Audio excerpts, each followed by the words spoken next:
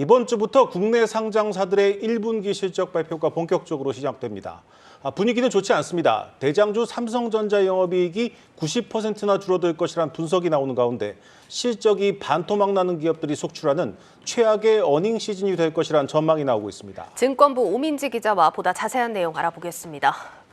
오 기자, 먼저 오늘 시장 상황부터 좀 점검을 해볼 텐데 본격적인 실적 시즌 앞두고 관망했다고 보는 게 맞을까요? 네, 맞습니다. 투심은 좀 관망세로 몰리는 게 맞고요. 예. 우리 장은 오늘 좀 코스피와 코스닥이 양분된 모습을 보여줬습니다. 코스피가 약보합에 마감하는 동안 코스닥의 주요 저항선인 850선을 탈환하면서 강보합에 장을 마쳤는데요. 오늘 매매 주체 가운데 특히 개인들의 매수세가 두드러졌습니다. 코스닥 850선을 다시 탈환하게 된 1등 공신도 개인들의 1,000억 원 넘는 순매수였습니다. 반면에 유가증권 시장에서는 외인과 기관들이 이탈하면서 오전장에서 보이던 상승세가 반납이 되고 오후에는 하락 전환했습니다. 앞서 언급된 것처럼 이 실적 시즌을 앞두고 투자자들의 관심도 실적 내용에 좀 기운 모습인데요. 다만 개인들은 오늘도 유가증권 시장에서만 5천억 원 가까이 순매수하면서 이 주요 기업들의 실적 턴어라운드에 베팅하는 모습을 좀 보여줬습니다. 이번 주 삼성전자 잠정 실적을 발표를 시작으로 이제 본격적인 어닝 시즌이 시작이 됩니다. 벌써부터 좀 분위기는 좀 안 좋은 것 같은데 증권가에서는 어떻게 좀 전망을 하고 있습니까? 확실히 좀 기대보다는 걱정이 많은 건 사실인 것 같습니다. 이 금융투자업계에서는 1분기 실적에서는 상장사들의 어닝 쇼크가 속출할 수 있다. 이런 전망이 우세합니다. 금융정보회사인 FN가이드에 따르면요. 1분기 상장사 영업이익이 50%가량 줄 수 있다는 건데요. 올해 1분기 유가증권 시장 상장사들의 영업이익 전망치는 25조 2,295억 원으로 집계가 됐습니다. 네. 이 수준이 전년 동기보다 50.5%나 떨어진 수준이라는 겁니다. 특히 반도체 등 전기전자 업종은요, 작년 동기와 대비해서 103.24%나 급감이 전망되는 상황입니다. 다른 업종도 상황은 매한가지입니다. 철강 및 금속, 화학 업종도요, 절반 가까이 실적 급감이 예상되는 상황입니다. 네, 아무래도 가장 관심이 큰 부분은 삼성전자의 실적입니다. 이게 전망치가 계속 내려가더니 이제는 분기 영업이익 1조도 어려울 거다 이런 얘기가 들려요. 네, 맞습니다. 삼성전자는 이번 주 일요일인 7일에 1분기 잠정 실적을 발표하잖아요. 예. 시장의 컨센서스는 올해 1분기 매출액이 64조 2,737억 원으로 집계가 됐는데요. 전년 동기 대비 17.37%가 감소된 거고요. 영업이익이 문제입니다. 이 영업이익은 94.62%나 감소할 것으로 봤습니다. 그러면서 오늘 삼성전자 주가도 실적 발표를 앞두고 약세였습니다. 오늘 삼성전자는 전거래일보다 1.41% 빠진 63,100원에 장을 마쳤습니다.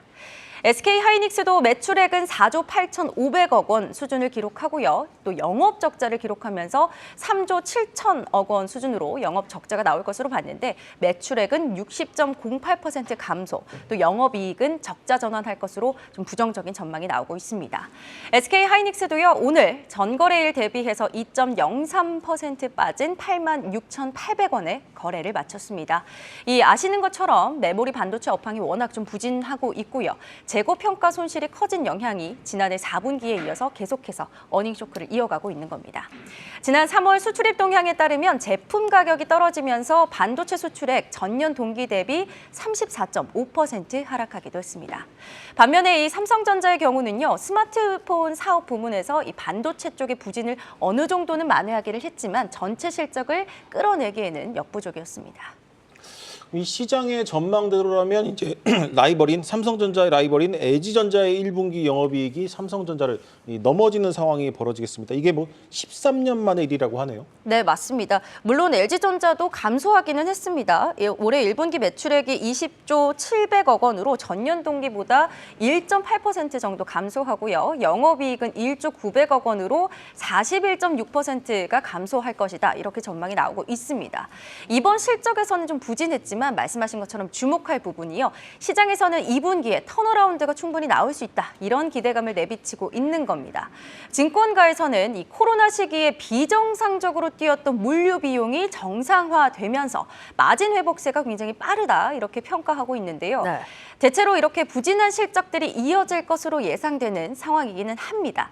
다만 또 주목하실 부분은 자동차 또 배터리 업종은 호실적이 좀 기대되는 부분이다라는 분석입니다. 반도체 수급의 어려움을 어느 정도 해결하기도 했고요. 전기차 시장이 성장하면서 실적이 개선됐다라는 겁니다.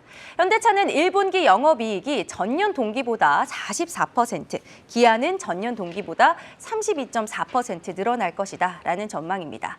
그러면서요, 일각에서는 현대차가 이번 1분기에 3전을 누르고 국내 상장사 분기 영업이익 1위에 오를 수 있다, 이런 가능성도 제기가 됐습니다. 알겠습니다. 기업들 실적 전망은 여기까지 좀 정리를 하고요. 마지막으로 이제 이번 주에 중요하게 볼 일정들 정리를 해보죠.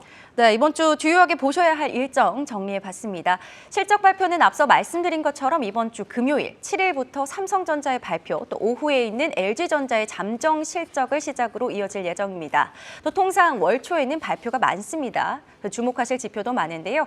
오늘 밤에는 미국에서 3월 ISM 제조업 지수가 발표가 되고요. 내일은 우리나라의 3월 소비자 물가 지수가 발표됩니다.